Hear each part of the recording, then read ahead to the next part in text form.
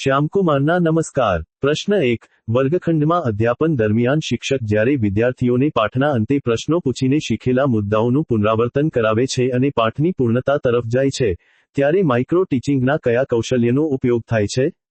જવાબ: પાઠ સમાપન કૌશલ્ય, ક્લોઝર સ્કિલ। પ્રશ્ન 2। નવી શિક્ષણ નીતિ 2020 NEP 2020 અનુસાર પ્રાથમિક શાળાઓમાં બાળકોના શિક્ષણનું માધ્યમ કઈ ભાષામાં રાખવા પર વિશેષ ભાર મૂકવામાં આવ્યો છે? જવાબ: માતૃભાષા, સ્થાનીય કે પ્રાદેશિક ભાષા, ઓછામાં ઓછું ધોરણ 5 સુધી। પ્રશ્ન 3।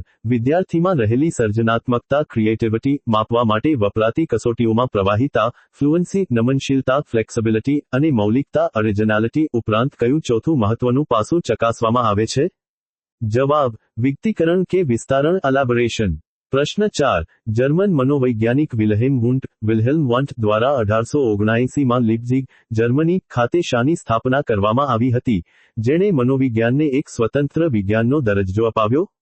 જવાબ: વિશ્વની પ્રથમ મનોવિજ્ઞાન પ્રયોગશાળા, ફર્સ્ટ સાયકોલોજી લેબોરેટરી।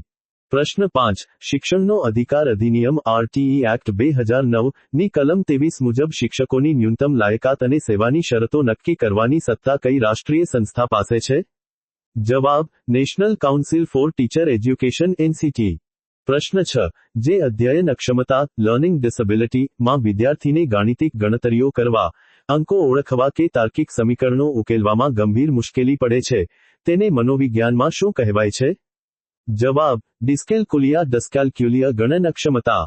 પ્રશ્ન 7। ઇવાન પાવલોવના શાસ્ત્રીય અભિસંધાન ક્લાસિકલ કન્ડિશનિંગ ના પ્રયોગમાં કૂતરાની સામે ખોરાક રજૂ કરતા પહેલા ઘંટડીનો અવાજ કરવામાં આવતો હતો। આ પ્રયોગમાં ઘંટડીનો અવાજ એ કયા પ્રકારનું ઉદ્દીપક છે? જવાબ: અભિસાંધિત ઉદ્દીપક, કન્ડિશન્ડ સ્ટિમ્યુલસ CS।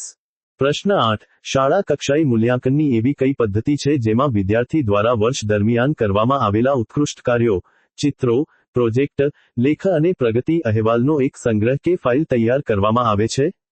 જવાબ: પોર્ટફોલિયો। પ્રશ્ન 9। કુર્ટ લેવિન દ્વારા આપવામાં આવેલા ક્ષેત્ર સિદ્ધાંત ફિલ્ડ થિયરી મુજબ વ્યક્તિનું વર્તન બિહેવિયર એ કોનો ગુણાકાર કે આંતરક્રિયા છે? જવાબ: વ્યક્તિ પર્સન અને તેના પર્યાવરણ વાતાવરણ એન્વાયરમેન્ટનો B=FP × E। પ્રશ્ન 10। પ્રાથમિક શાળાના શિક્ષક માટે એક શૈક્ષણિક વર્ષ દરમિયાન RTE એક્ટ 2009 મુજબ ઓછામાં ઓછા કેટલા કાર્યદિવસો વર્કિંગ ડેઝ અને કેટલા કલાકનું પ્રત્યક્ષ શિક્ષણ કાર્ય નિર્ધારિત થયેલું છે? જવાબ: 200 કાર્યદિવસો અને 800 શૈક્ષણિક કલાકો।